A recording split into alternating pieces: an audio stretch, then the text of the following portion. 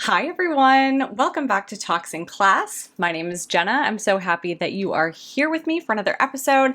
I am thrilled to be back, and I hope everybody's had a nice couple of weeks since we last chatted here on the pod, wherever you are. I have to say, I am in a great mood today because it feels like a little glimpse of spring has landed here in Los Angeles. And if you live in a cold place, you're probably like, please shut up. Because I know my mom told me that in Wisconsin, where she lives, the high temperature today is 8 degrees.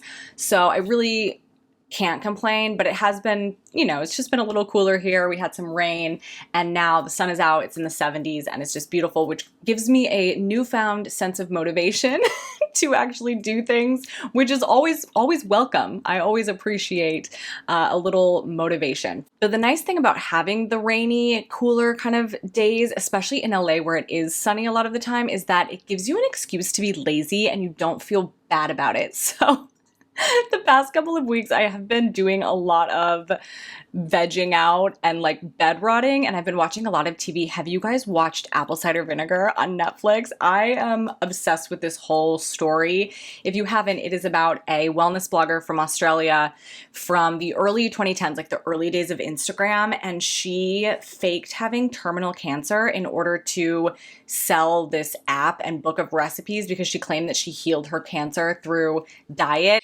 They mention a lot of different kind of wellness bloggers or just wellness trends that were really popular on Instagram in the 2010s. And I find the whole thing fascinating because, as you guys might know, I was in the fitness industry in the 2010s. So I was adjacent to the wellness industry for sure. I wasn't like doing the things that they talk about. I wasn't, giving myself coffee enemas or anything crazy like that. But I was definitely in a world that was very close to that. So some of these people were on my radar. A lot of these things were on my radar. So it's really interesting to see this whole story. I wasn't familiar with the actual woman who did this. Her name is Belle Gibson, but the show's a dramatization. So that sent me down a rabbit hole on all sorts of other scam or cult documentaries. You guys, if you give me a cult documentary, I'm sat. I love nothing more than a cult documentary.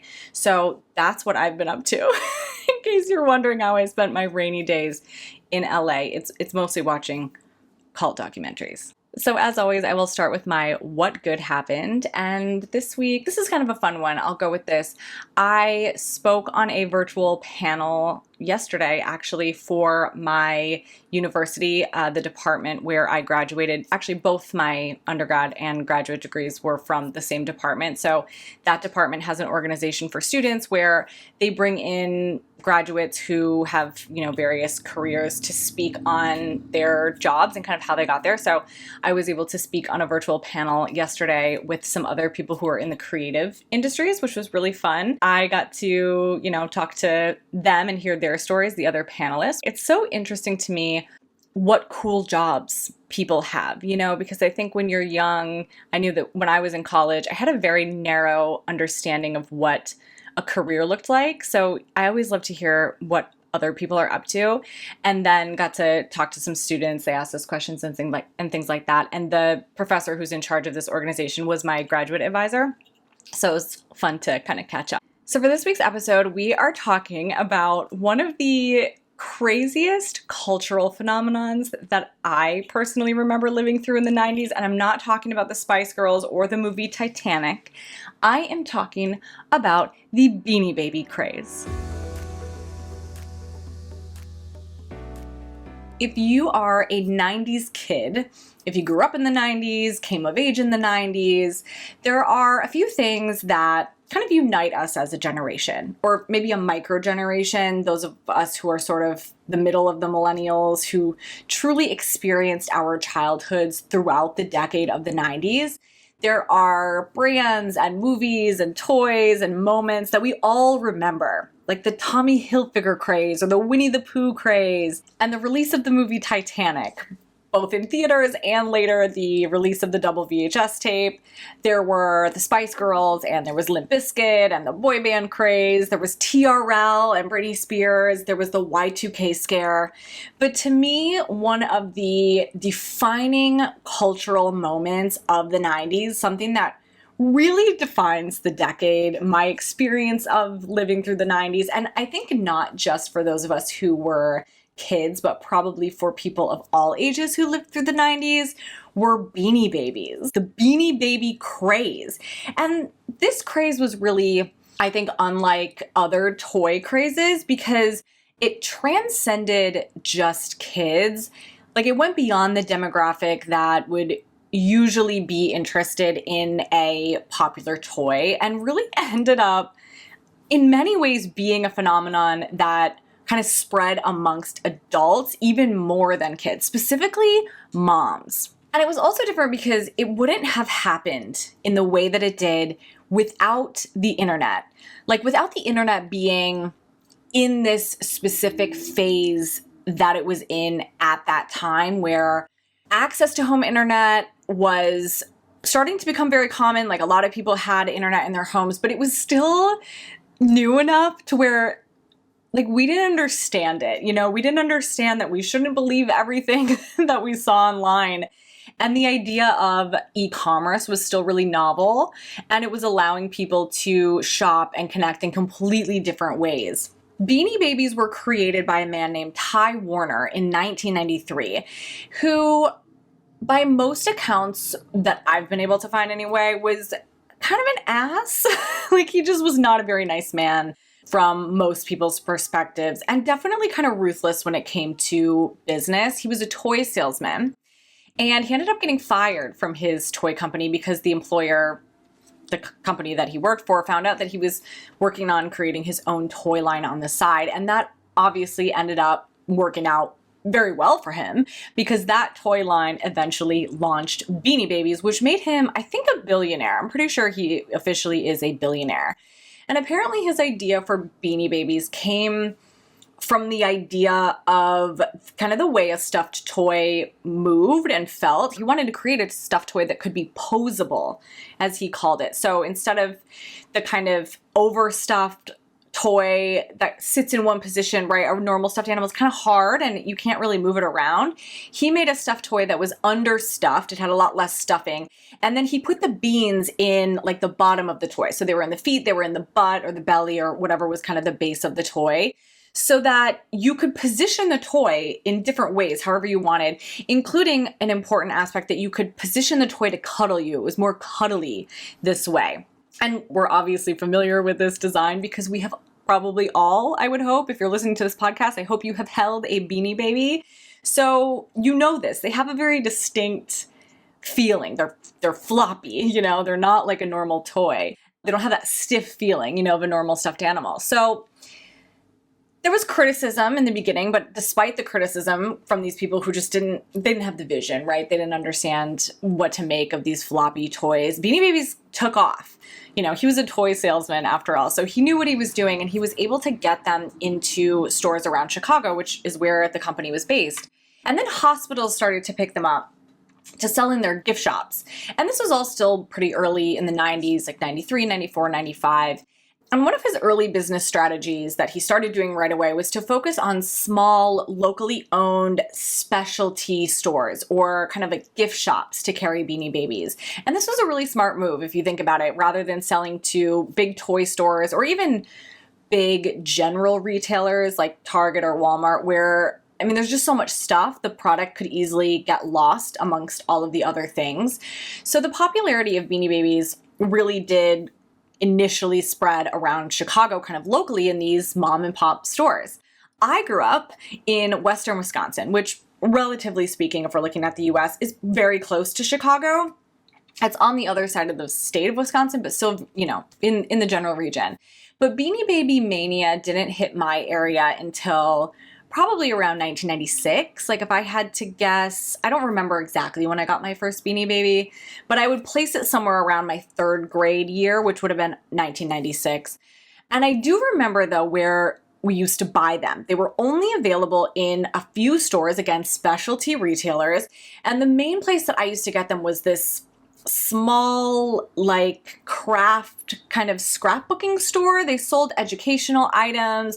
They sold gel pens. I remember that very specifically because it's where I used to get all of my gel pens. And they sold these things called wiki sticks. I don't know if anybody else remembers these, but they were these wax sticks. They were like a string covered in colorful wax, and you could bend them and kind of make them into any shape, and you could stick them to things. I don't know. I loved them, but this is the store where I discovered Beanie Babies. And I do remember that there was a whole display. There was like an area. They were very easy to see in the store.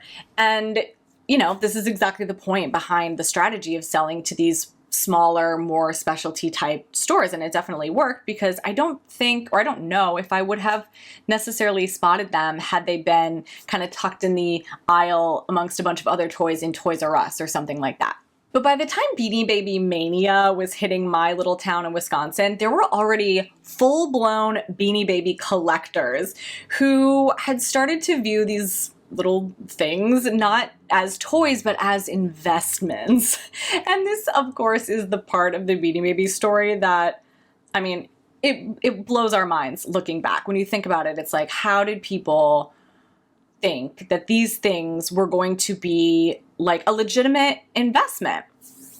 It's the part of the Beanie Baby lore that has launched 1,000 memes, you know? But the idea or the concept that led to these collectors and the traders and, you know, the so-called Beanie Baby experts was a pretty smart one. And, you know, it's not uncommon. It's a strategy that a lot of brands use, and that is the idea of creating scarcity. It's the idea that if something is rare or discontinued or just in general hard to find, that creates value in the item. And this is everywhere in marketing, but especially I feel like in fashion brands, you know, you get the limited drops and the limited sneakers and the limited edition.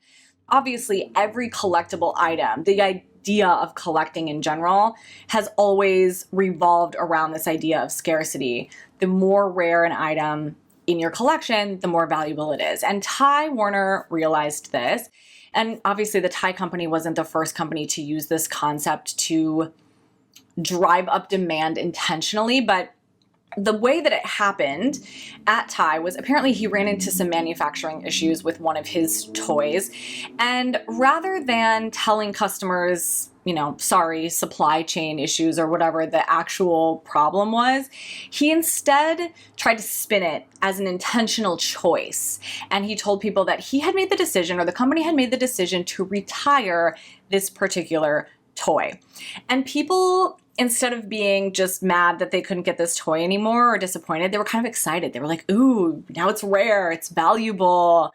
They really, you know, were interested in, okay, well, I have this thing now that everybody else wants, and now I know that they can't get it anymore. So to really push this scarcity strategy a step further, Ty Warner also had a policy of only selling a very, very limited number of each Beanie Baby to each retailer that stocked Beanie Babies. One number I read was 36, which is really small if you think about wholesale. Like each store could only get 36 of each Beanie Baby. So 36 Legs the Frog, 36 Splash the Whale, and that was it. Once they were gone, they were gone. They couldn't get any more. Even if the toy wasn't retired, that was just it for that particular store. So this not only drove the idea of scarcity, but also the idea of immediacy. Because if you saw it, you had to get it right away, because once it was gone, it wouldn't be back at that store. And this is what started it all. This is what started the frenzy. Ty started to realize that this was working. This was making people kind of go crazy and buy a lot of products. So he started to intentionally retire just random Beanie Babies. And a small number of women in the Chicago area kind of started to keep tabs on these things. They started to notice which ones were being retired, and they started to buy up all these Beanie Babies, you know, kind of in anticipation of, you know, what's the next one that's going to be retired? Let's buy them before they are retired, because then once they're retired, they're going to have value, right? There was one woman who was a doctor, I believe, and she would speak to a bunch of different hospitals in the area because of her job. And she would always, at the end of the call, talk to the gift shop at the hospital to see which Beanie Babies they had in stock so she could buy up all the ones that she needed. And then as more and more Beanie Babies were retired, more people wanted them because scarcity, they were rare, and more people started to become interested in how these little toys could possibly be worth some serious money. And then, of course, there were other things that happened that made certain Beanie Babies rare. There were early changes in some Beanie Babies' appearances, like the teddy bear. Very, very early on, the teddy bear face was kind of flat. It was shaped differently. So Beanie Babies collectors in the 90s were obsessed with finding old face teddies. I think that's what they called them. It was like old face and new face. And the old face one was very rare and therefore valuable. Or there were things like color changes, like the platypus Beanie Baby. The fabric that was used for her body was switched at some point to a slightly different color. So the original one, again, much more rare, much more valuable. And then there were all of these different things in the tags. There were different tag styles, or even some Beanie Babies had their names changed at some point, or there were a whole bunch of misspellings or mistakes or typos in the tags. Basically any teeny tiny difference on the Beanie Baby would be a rare variation of that Beanie Baby and therefore command a higher value. The thing about value, though, is that it is entirely subjective. It is entirely based on what somebody is willing to pay for it. That's what's so interesting about any collector's market. I'm not personally a huge collector of anything specific, but I do a lot of vintage shopping. It's something that I really enjoy doing. So I kind of have a general idea of the going price for different items or things from different time periods and different brands and things like that. And you can always tell when something is having a moment in the zeitgeist when the price skyrockets.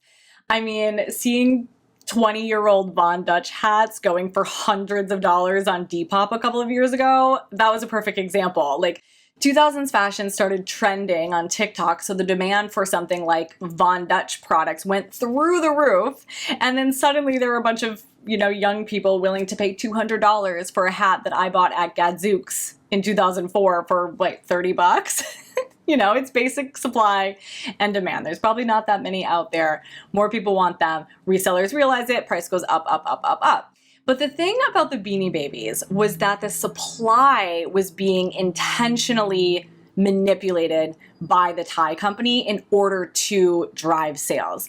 And the demand and, therefore the value was, especially in those early days, being determined largely by a bunch of women who had become sort of unofficial experts on these toys just by being early collectors of them. These women were tracking the toys, they were collecting them, they were buying and selling Beanie Babies, and they were the ones initially who really were setting the values. You could buy these Beanie Baby guides that would tell you how valuable certain Beanie Babies were at the time, and then they would give you these predictions of how much they would be worth in the future, which is crazy. But these women who were really early in on this collecting game literally just made these values up in the beginning. They said, okay, a new Beanie Baby at the store is $5. So once it's retired, let's say it's worth $20. And people just said, okay. And they paid the $20. Boom, that was the price. So the value then kept going up and up and up. And then they would start predicting which ones would be worth like thousands of dollars or some crazy amounts of money in the future. And it is so wild to think about now because obviously we all know how that worked out, but also because you can't know that. You cannot possibly know how valuable an item whose entire value is based on market demand will be in the future unless you run the company and you know exactly how the supply, you just can't predict that if you're just a random collector. Because if demand goes away, so does the value. And with Beanie Babies, that is ultimately exactly what happened in the end. But as we know, those of us who lived through it, that took a while. The first collectors, those women in Chicago, were already on this full-blown Beanie Baby craze by 1995. They were collecting, they were trading, they were even having friends who lived in other cities scope out the Beanie Babies that they needed. So by 1997, when McDonald's launched the teeny Beanie Babies Happy Meal toys, I think we can safely say that the entire country had lost their minds. Okay, 2 short years after these women kind of really got in on the Beanie Baby collecting, full Beanie Baby fever had taken over the entire nation. I think it was on one of the episodes of Dark Side of the 90s that talked about Beanie Babies. I don't remember exactly where I saw this, but there's this clip that it's burned in my brain of seeing someone stop in the middle of the highway, I think, or like a very busy multi-lane road to pick up McDonald's teeny Beanie Baby Happy Meal toys off of the road. Like, she got out of her car in the middle of the road and picked them up off of the road. By the time the Happy Meal Beanie Babies launched in 1997, the craze had gotten so out of hand that McDonald's actually pulled their TV commercials about the Beanie Babies because McDonald's locations were getting so swarmed by people that the company was actually worried about their employees' safety because people were losing their minds. I mean, people were nuts over these Beanie Babies. And as a kid, even like the children had this sense of the adults have lost it over the beanies. Like, this isn't normal. And I remember it. I remember seeing these things on the news. It was something that we were all very aware was happening. And I think most of it we were aware that it was crazy even as it was happening. And even though on some level we all did kind of know it was crazy, I think we also all wanted to believe that our Beanie Baby collections would be valuable. Like, that was part of the appeal. And a big part of this rapid spread of the Beanie mania was, of course, the internet. First of all, the Thai company had a website, and now, of course, it's expected for every single brand to have a website, but in 1995, not so much. It was the earlier days of the internet, and what was really unique about their website was that they actually sold Beanie Babies online on the website. It was early e-commerce. And they also used the website to make important company announcements such as retirements of Beanie Babies, or sometimes they would kind of hint at which Beanie Babies might be retired soon, which obviously people would stalk the website and try to decipher these clues, and it drove sales. But the real magic ingredient, the key factor that really probably tipped the scales and allowed Beanie Baby mania to just reach this insane height of truly cultural phenomenon that it did was eBay. Because eBay allowed collectors, everyday people, to buy and trade with people anywhere. So it just exploded the market. I was thinking about this, and it's really hard to even imagine this now, but before e-commerce and before a resale site like eBay existed, if you wanted to buy something from someone else, you had to physically go to where they were. Like, you had to be in the same community if you wanted to buy a secondhand item from somebody. You had to go to like a garage sale or something, or you read an ad in the newspaper and you called them and said, "Hi, is your couch still available?" And they said yes, and you drove over to their house. So eBay opened this whole new world for people to connect with people all over the place and buy and sell these stupid little stuffed toys all over the world.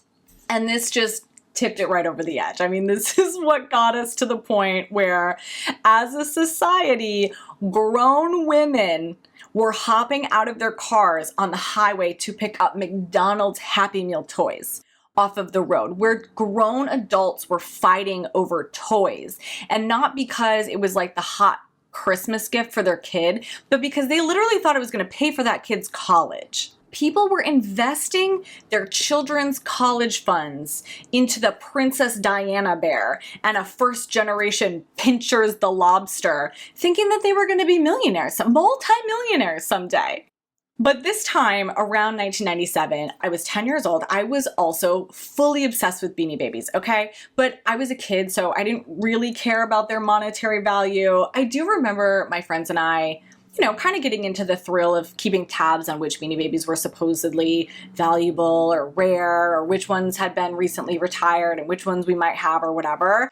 I had the Princess Diana bear. I kept her in like a plastic case. She had the tag protector and everything. But by this time, 97 or so, the racket had spread from this sort of niche, homegrown collector's market where people felt like they were on this, inside thing that could make them rich, to something else. It was much larger. Looking back, just feels a little bit more sinister. Like, there's something kind of gross about it, because Obviously, I didn't realize this at the time because I was 10, but a lot of the value that those later introduced Beanie Babies, like the Princess Diana bear, supposedly had was completely like anticipatory. It wasn't real. It was totally fabricated by the tie company. Like, I don't think the Princess Diana bear was ever worth a lot of money. Just a run-of-the-mill Princess Diana bear. I don't think it was ever worth anything, but it was launched with the assumption that it would be worth a lot of money someday. You know what I mean? When the Princess Diana bear was released in 1997, I remember everybody thinking like, oh, you have to get this because this is going to be worth so much money one day. And it never was.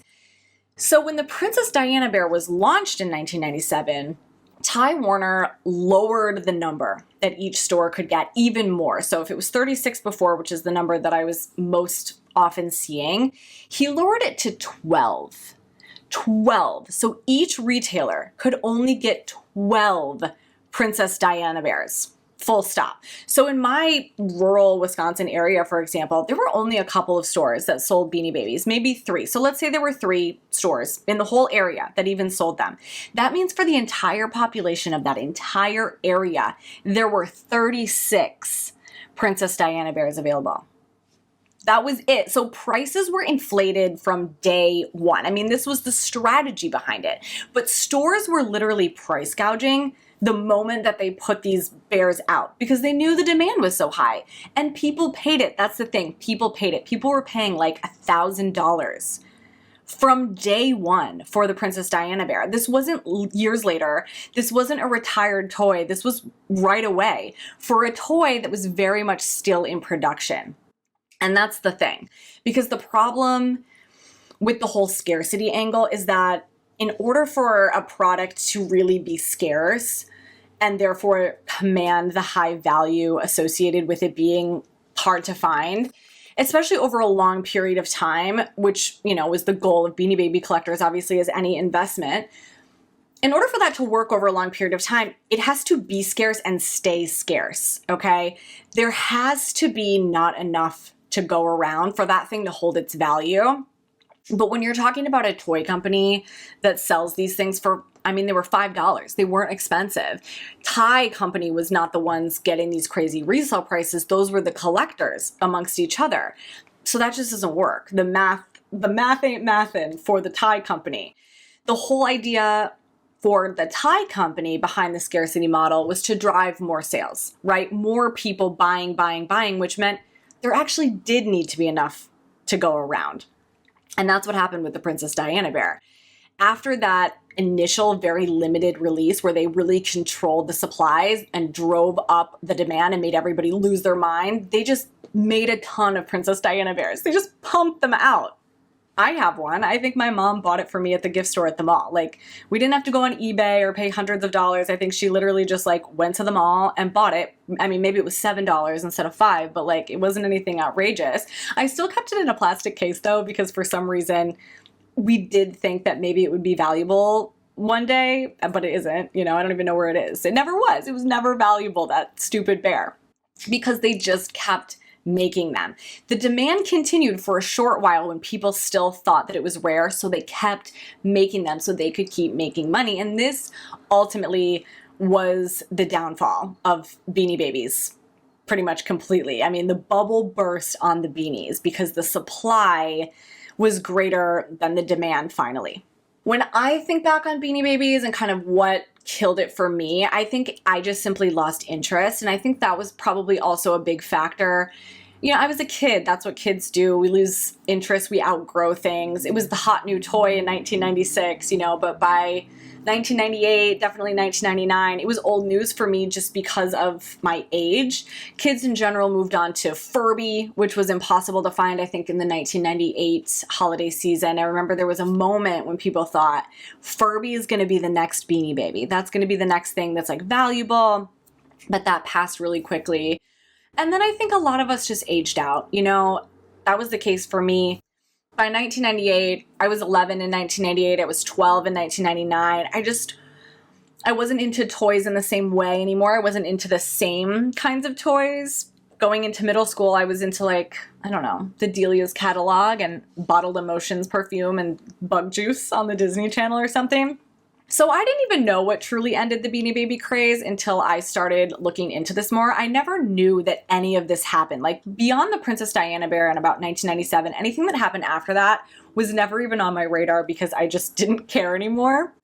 But in 1999, right before we rang in the new millennium with the year 2000, Ty Warner made an announcement that he would retire all Beanie Babies after the turn of the millennium. He was going to stop making Beanie Babies. And this was kind of a last-ditch effort to drive up a little buzz and get people crazy again, because by this point the craze was really fading. Like I said, many people had just moved on, but even the investors, you know, air quotes investors, or the Beanie Baby collectors, even they were slowing down. So in 1999, resale prices had hardly increased. They were really steadily increasing for a long time, but by 1999, they weren't moving anymore, even when Beanie Babies were retired, and that was alarming for Ty. So when people used to hear that a Beanie Baby was being retired, everybody went nuts. Everybody started trying to scramble to get these Beanie Babies. And then in 1999, nothing was really happening when they would announce new retirements. So when Ty announced that they would stop making all Beanie Babies, he anticipated an increase in value. He anticipated that there would be a response to this, but there really wasn't.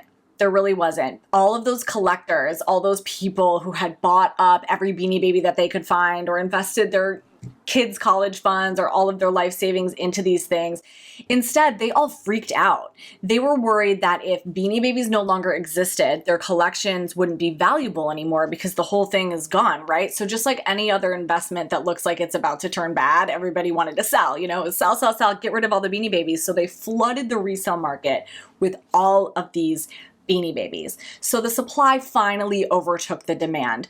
There were more than enough to go around. I mean, they weren't rare or hard to find anymore. Like you could walk into a store and find a rare Beanie Baby. And I remember this even in the later years of my interest in Beanie Babies.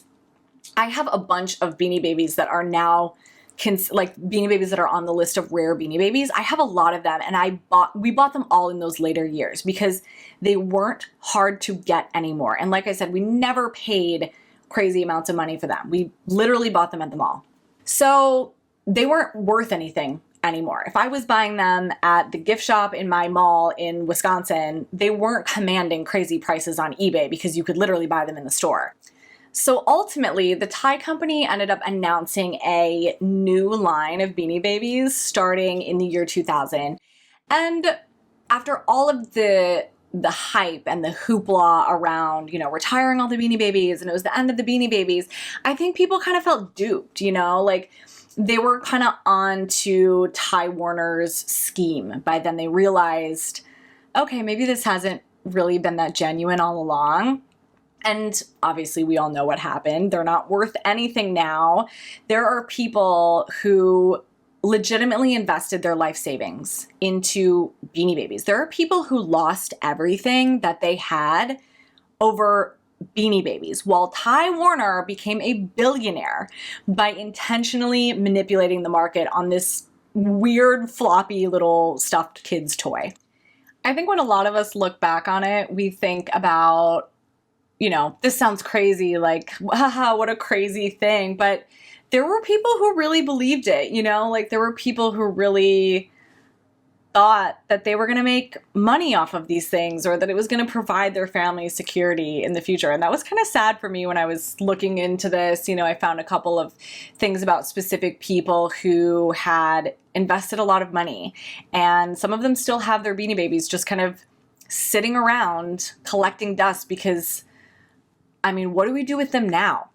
I still have quite a few Beanie Babies at my mom's. I have a little like tote bag full in my room, and those are a lot of the, like I said, the rare ones that weren't so rare by kind of the end of the craze that I got at this gift shop in the mall. They actually used to have these like private Beanie Baby sales where you could go shop the Beanie Babies before everybody else got to shop the Beanie Babies, and somehow you had to get on a list.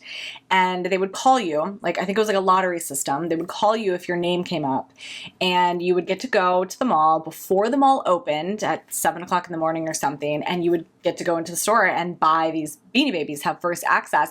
And my mom and I went one time, and I think I got a couple of the, more quote unquote rare ones that, again, were not rare by that time. So I still have them because I don't know what to do with them. And sadly, none of the ones that I have are worth anything, but maybe you have one that's worth something. You never know. So I will leave you with a list. And this is 5 of the most valuable Beanie Babies today that I could find online. Number 5 is Peanuts the Elephant, but in royal blue. I'm pretty sure I have a Peanuts the Elephant somewhere, but in his more common color, which was kind of a pale blue. But for a short time in the 90s, Peanuts apparently was also produced in a royal blue color, a much darker blue, making that a very rare variation. And we know the rare ones are worth more money. Right now, or at least at the time of recording, there is one listed for over $10,000 on eBay. Number 4 is the original Patty the Platypus. She's a little purple platypus with like yellow feet. So the original one, before the Thai company changed the color that was used on her entire body, is apparently worth a lot of money. But there are also variations of that original color Patty the Platypus. It's like a tongue twister, that have errors on the tag. And if you have an original Patty with the other color, the original color fabric on the body with errors on the tag, they can go for around $20,000 if you can find someone who will pay that. Number 3 is Valentino the Bear. This was a white teddy bear with a red heart on its chest, and it was introduced for Valentine's Day in 1994. I absolutely had this bear. I remember it really specifically. I definitely had a tag protector on this bear. And I remember thinking back then that it would be valuable. So I'm guessing that this was something that even back then people were saying this one's going to be valuable. There was probably a lot of buzz around it. I don't know how I got it. Again, I'm sure I didn't pay a lot of money, but apparently it is pretty rare in the white variation. There is a first generation, and that's important, a first generation one on eBay right now for $250K. Number 2 is Mystic the Unicorn. I mean, a unicorn's just fun, so I get why this one would be appealing to collectors, but like so many of the so-called valuable Beanie Babies, only ones that have weird tag misprints or like strange production errors go for a lot of money. But I do just think this one is cool. And number 1 is the Millennium Bear with Millennium misspelled on the tag, okay? Again, very important that it's the variation with the error on the tag. Millennium is misspelled. There apparently was one listed on eBay in 2024 for $500,000. Wow. So maybe some people weren't completely crazy with their Beanie Babies, but again, you have to find a buyer for these things. So just because it's listed on eBay for $500K does not mean anybody's gonna pay that. I know there's a Beanie Baby movie also, but I haven't seen it, so I'm not sure how much of that is true and how much of it is, embellished fiction for the sake of the movie. But I will say that the Dark Side of the 90s episode on Beanie Babies was pretty good. So if you want a little bit more about this, I definitely recommend that. I think you can stream the series on Hulu. Actually, all of it is really good. So if you're just into weird stuff from the 90s, definitely worth a watch. I hope you enjoyed this episode. This was a fun one. Definitely a walk back in time for me. If you did enjoy it, I, of course, always appreciate it if you can share the podcast, however that makes sense to you. And don't forget to rate and review. That also helps me greatly. And subscribe so you never miss an episode. And I'll be back on the next one. Bye!